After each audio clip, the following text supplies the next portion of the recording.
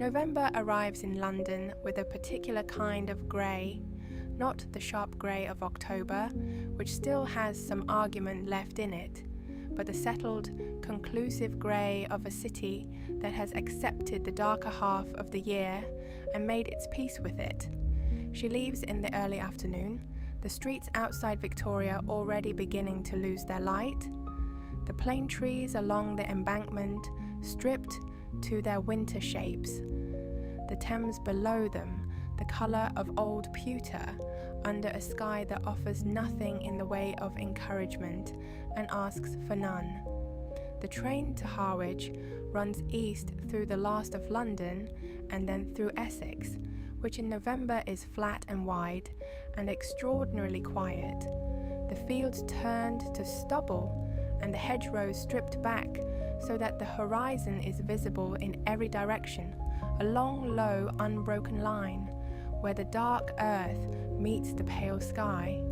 She has been to Copenhagen once before, briefly, years ago with her father, and she remembers the city as a place of particular stillness, of water and lamplight, and a quality of air that was unlike anything she had encountered in the southern cities. She is looking forward to it, in the quiet way she looks forward to most things, without great expectation, but with genuine attention. Harwich is a small town that exists entirely in the service of departure. The ferry terminal sits at the edge of the harbour in the last of the afternoon light, the DFDS vessel already lit and waiting, its hull dark against the dark water, its passenger decks showing yellow light in the growing dusk.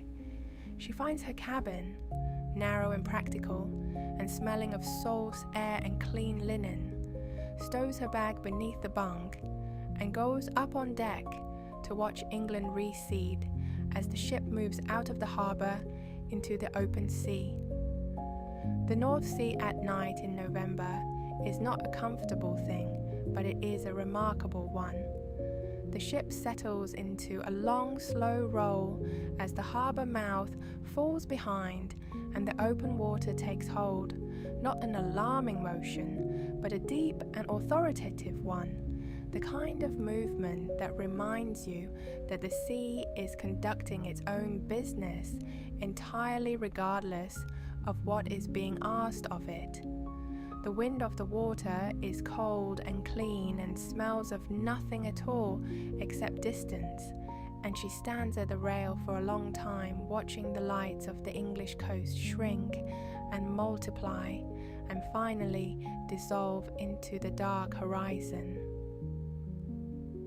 The ship's dining room is warm and wood-panelled and serves a very adequate dinner to a modest collection of passengers, businessmen in dark suits, a family with 2 sleepy children who are carried off to their cabin before the soup is finished, a pair of elderly Danish women who speak to each other continuously in low, careful voices and seem entirely comfortable with the motion of the ship, which is more than can be said for everyone present.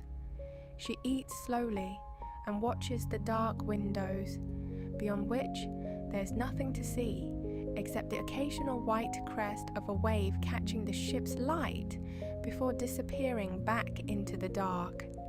The cabin at night is entirely its own world. The porthole shows nothing, only blackness, and occasionally the dim shine of spray across the glass. The ship's engines are a low, continuous presence felt more than heard, and the motion of the vessel is steady and rhythmic, the long, slow rise and fall of the North Sea swell, which is not unlike, she thinks, the motion of breathing, deep and regular and indifferent to anything as small as a human opinion of it. She lies in the narrow bunk and listens to the creak of the ship's timbers, the distant sound of the sea against the hull, the particular enclosed warmth of a cabin that is moving steadily through a cold and enormous dark. Sleep on a moving ship is its own particular kind. Not quite the same as sleep on land, slightly more aware of itself, riding the motion, rather than simply falling through it. The North Sea carries the vessel north and east through the night, steady and purposeful, and she lets the rhythm of it take her, the long, slow roll, the creak of timber, the muffled sound of water, the warmth of the bunk against the cold she can feel at the edge of the porthole, all of it assembling itself into a kind of lullaby that requires no translation and asks for no particular response except the one she is already giving it. Denmark arrives at dawn as a low, dark line on the eastern horizon, barely distinguishable at first from the sea itself, and then gradually acquiring detail. A lighthouse, a cluster of rooftops, the slow geometry of a harbour entrance materializing out of the grey morning water. Esbjerg is not a beautiful port, but it is an honest one, a working harbour town that smells of fish and diesel and cold salt air. The quayside already busy at this hour with the purposeful activity of a place that has been loading and unloading things since before anyone now living can remember. She's among the first passengers down the gangway, her bag over her shoulder and her coat buttoned against the November air, which is considerably colder than anything London offered when she left it yesterday afternoon. The customs hall is warm and smells of damp wool, and the officer who examines her passport is a large man with a pleasant face who speaks careful English and wishes her a good visit to Denmark in a tone that suggests he means it. She thanks him and goes out into the Danish morning. The train station is a short walk from the quayside. She buys a cup of coffee from a counter near the platform, strong and dark, and served with a small dry biscuit that she eats in 2 bites, standing at the window, watching the platform fill slowly with passengers, and then finds her compartment as the train begins to assemble itself for the journey east across Jutland toward Copenhagen. Denmark, from a train window in November, is a country of extraordinary horizontal space. The Jutland Peninsula is flat in a way that feels deliberate rather than accidental. The landscape arranged in long, low fields and dark tree lines, and the occasional church tower rising from a village that appears and disappears between one breath and the next. The light is entirely different from Spain. A northern light, cooler and more considered, arriving at a lower angle even at mid-morning, casting long, precise shadows across the pale fields and giving everything an edge and a clarity that the warmer southern light softens away. She watches it and thinks of the paintings that were made here, the Danish Golden Age painters of the early 19th century, Eckersberg and Købke, who looked at this same light and found in it something quiet and true and entirely worth the attention. The train crosses the peninsula and reaches the coast at Fredericia, where in 1933 there is no bridge across the Little Belt, and the train is loaded onto a ferry for the short crossing to Funen. A strange and slow interlude, the carriages sitting on the car deck, while the water moves around them, and the passengers stand at the rail, watching the Danish coast approach from the other side. She drinks a second cup of coffee on the ferry deck and watches the grey water and feels the particular satisfaction of a journey that is conducting itself with complete indifference to hurry. Funen is crossed quickly, and then there is another ferry crossing at the Great Belt, the broader stretch of water between Funen and Zealand, the island on which Copenhagen sits. By the time the train is moving again across Zealand, The light has softened into the particular quality of a November afternoon in Northern Europe. Not quite gold, not quite grey, but something in between, a muted warmth that lies on the flat fields and the bare trees with a kind of reluctant tenderness, as if the sun knows it has very little time left today and is spending what remains carefully. Copenhagen announces itself not with the drama of a great skyline, but with a gradual thickening of the world. More roads, more rooftops, more chimneys, adding their thin lines of smoke to the pale sky, and then the city proper, materializing around the train in streets and spires, and the gleam of water glimpsed between buildings. The central station is large and warm, and smells of coal smoke and damp overcoats, the arrivals board clicking steadily overhead as she crosses the concourse, her bag over one shoulder and the address her father gave her already memorized. She has 2 days. The dealer's appointment is tomorrow morning. The rest belongs entirely to Copenhagen. The hotel is on a quiet street in the old city, close enough to the harbour that she can smell the water from the window. A clean, cold smell of brine and timber, and the particular sharpness of a northern port in winter. Her room is on the 2nd floor, with a window that looks out over the street to the rooftops opposite, where the November sky is deepening to a dark blue-grey as the afternoon gives way to the early northern dark. She washes her face and changes her coat and goes out into Copenhagen. The city in the early evening is lit with a particular warmth that seems designed to answer the darkness.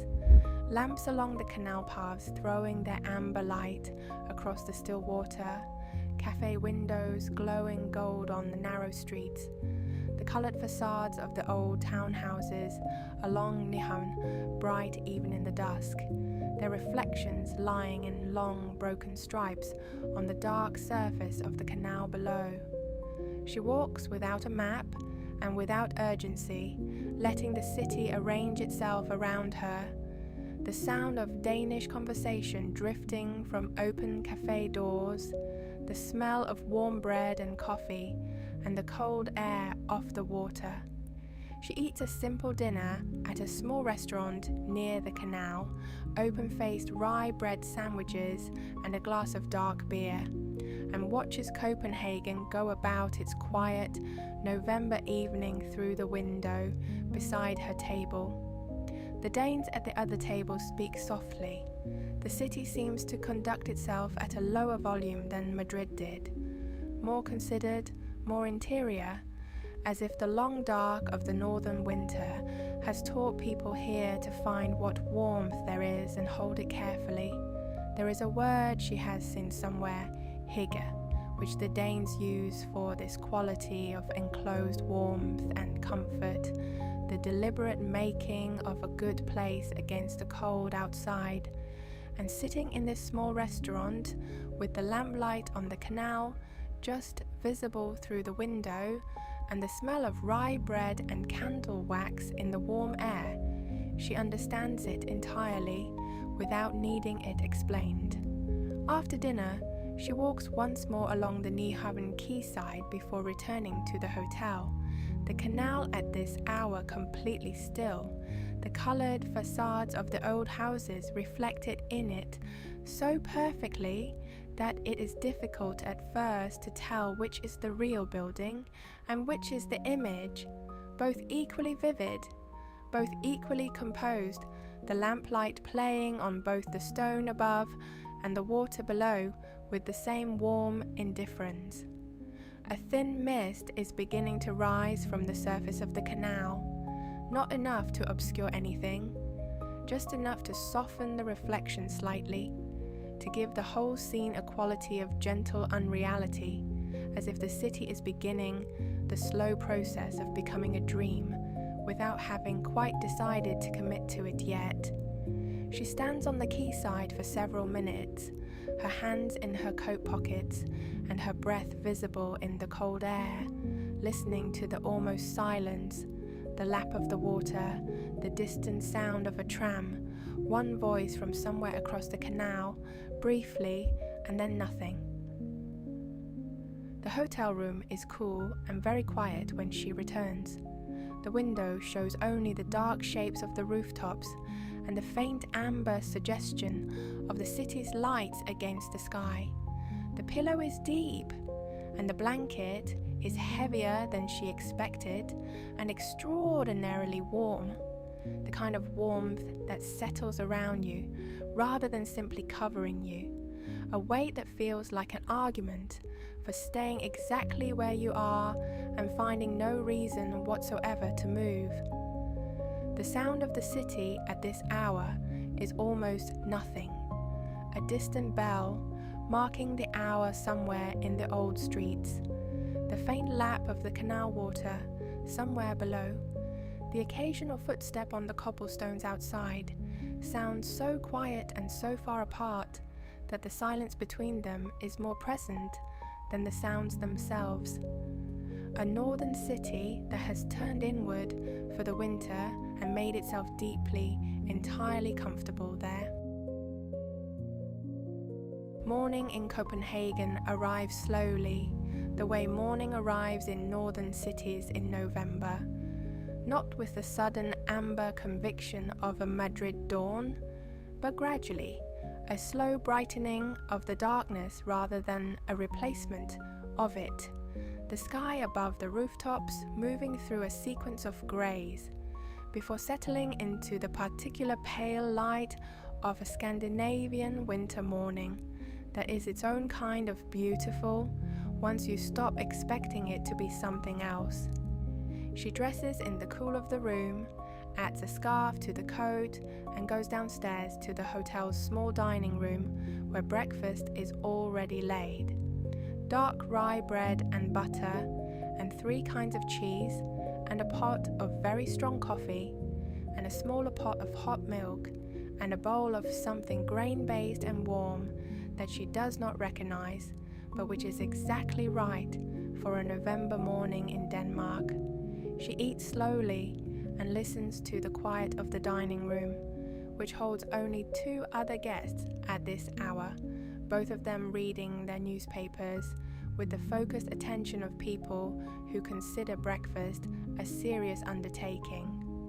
The city outside is beginning its day in the cold, clear light. She walks down to Nyhavn in the early morning, when the canal is at its most still and the coloured townhouses along its northern bank are lit from the side by the low winter sun. The ochre and the terracotta and the pale yellow and the occasional deep red, all made more vivid by the quality of the light, their reflections lying perfectly in the dark, still water below. A doubled city, the real one and its mirror image, separated only by the thin dark line of the canal surface. The boats moored along the canal are old wooden vessels, most of them retired from working life and settled now into a comfortable permanent mooring, their hulls dark with age and weather, their rigging bare in the winter light. A few of them show signs of habitation. A curtain in a porthole, a pot of herbs on a hatch cover, the thin thread of smoke from a small chimney, and she pauses on the quayside and looks at them for a long time, thinking of the men who sailed them, and the water they covered, the North Sea, and the Baltic, and the trade routes that connected this small northern city to the rest of the world across centuries of careful navigation. The street that runs along the southern bank of the canal is quiet at this hour, the cafes not yet fully open, a single bakery doing business with the morning's early customers. She buys a pastry, layered and buttery and still warm from the oven, and eats it walking, her breath visible in the cold air, the pastry flaking pleasantly as she goes. The smell of the canal is clean and cold and slightly sweet. The smell of fresh water close to the sea, and the sound of it is almost nothing, just the faintest movement against the wooden hulls of the moored boats, the quietest possible reminder that water is never entirely still. Bredgade is a long straight street of pale stone facades in the old city, a street that has been in the business of beautiful things for long enough to be entirely unhurried about it. The galleries and dealers line both sides at intervals, their windows dressed with single pieces, given the space to be looked at properly, a cabinet, a painting, a piece of silver on a dark cloth.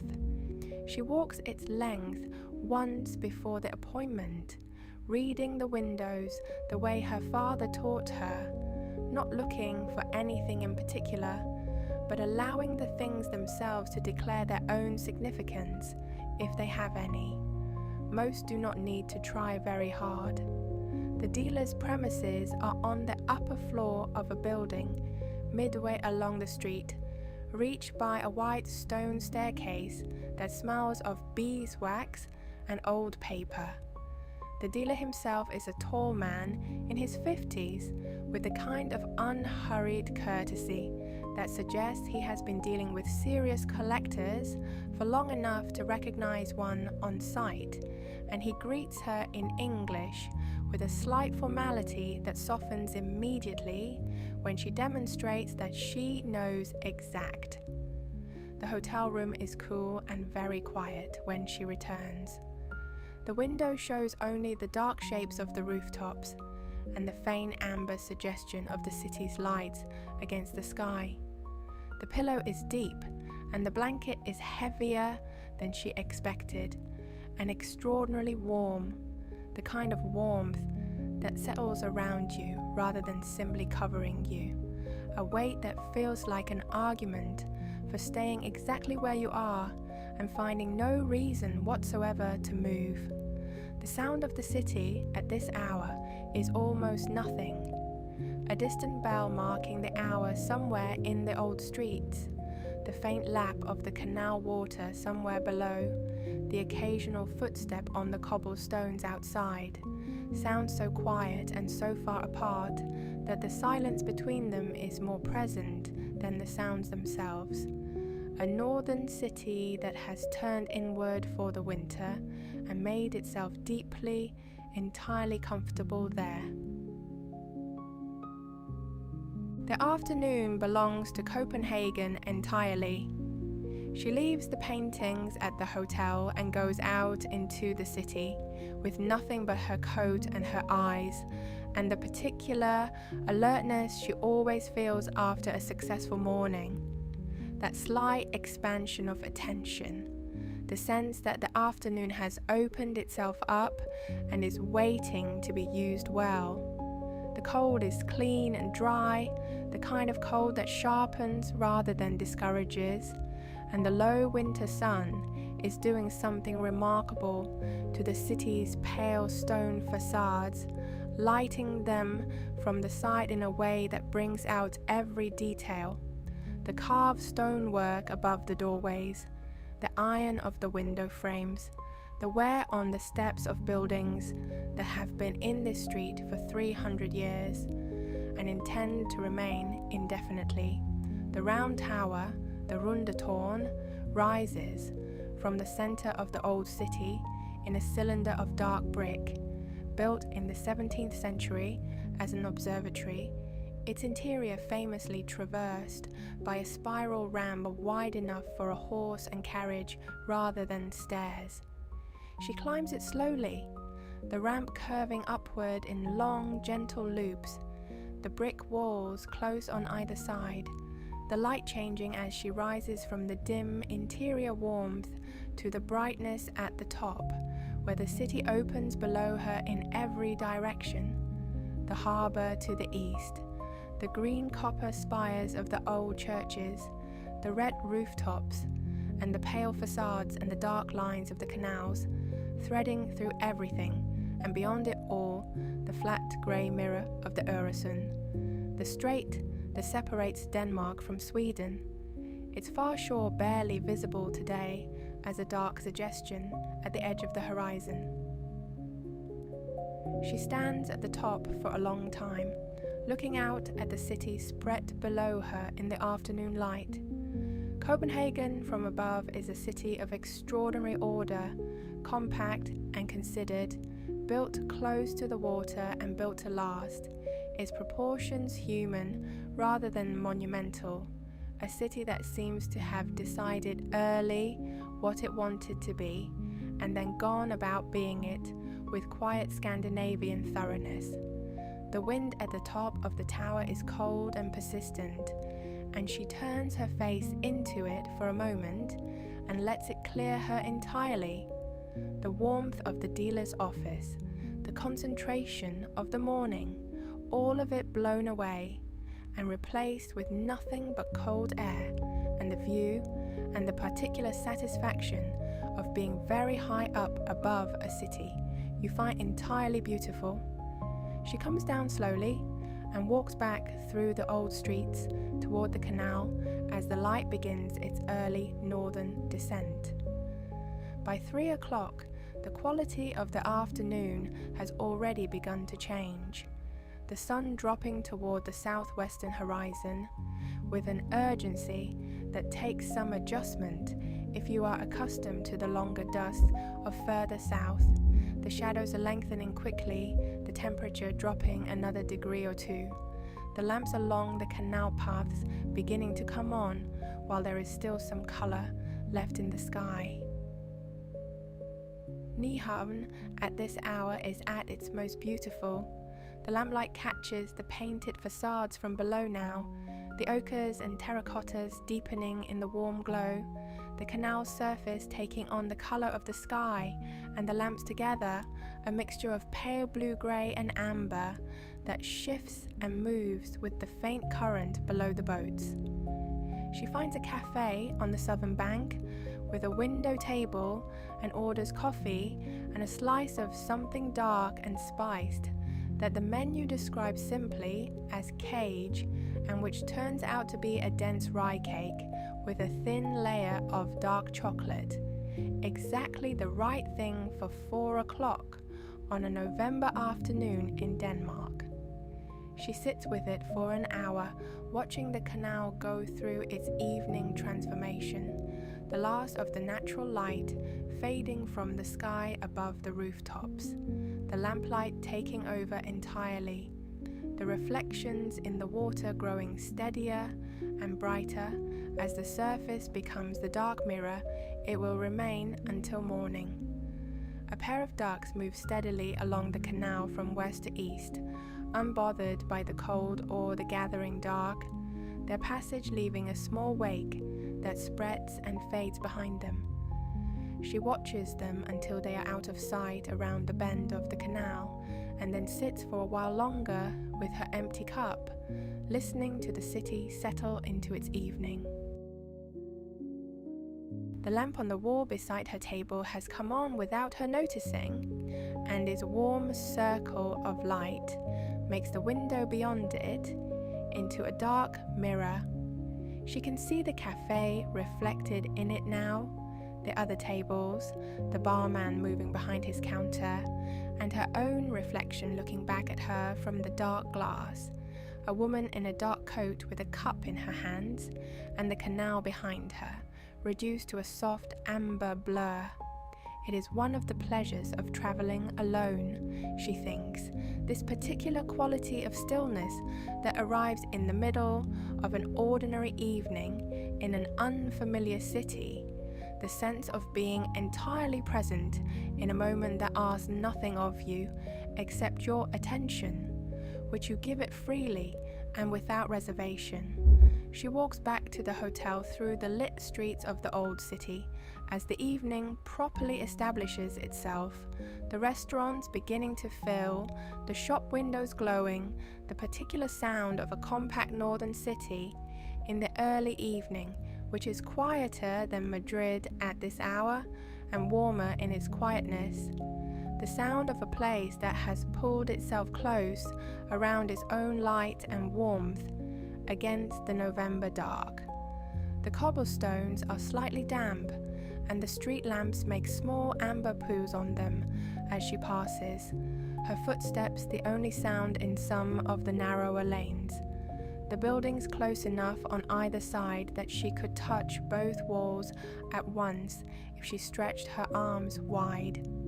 A bicycle passes her at one point, its rider unhurried, a wicker basket on the front, disappearing around a corner with the quiet purposefulness of someone who has somewhere warm to be and is entirely confident of arriving there. The paintings are where she left them on the luggage stand, solid and safe in their flat case, waiting with the patience of things that have been waiting for over a century and have learned not to mind. She will arrange their shipping to London tomorrow before she leaves. A telegram to the firm this evening with the details. The case handed to the carrier in the morning. Pembroke's careful hands turning them over in the shop on Cornhill some days hence, recognizing in them what she recognized this morning in the dealer's quiet upper room.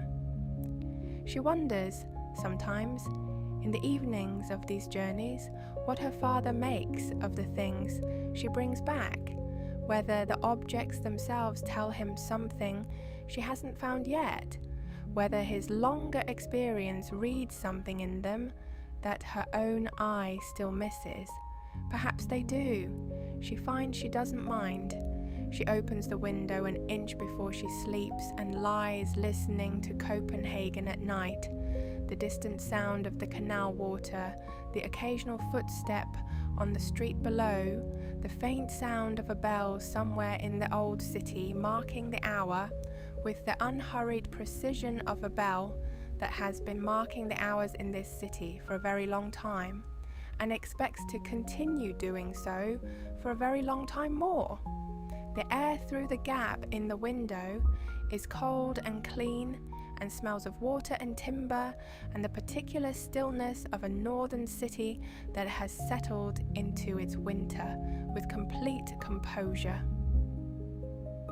Sleep comes quietly, the way sleep comes in cold northern rooms under heavy blankets, not gradually, the way it comes on a ship or in a warm southern hotel, but more suddenly, more completely, as if the cold and the dark and the weight of the blanket have simply agreed among themselves that enough has been seen and felt today, and that the rest of the night belongs to something else entirely.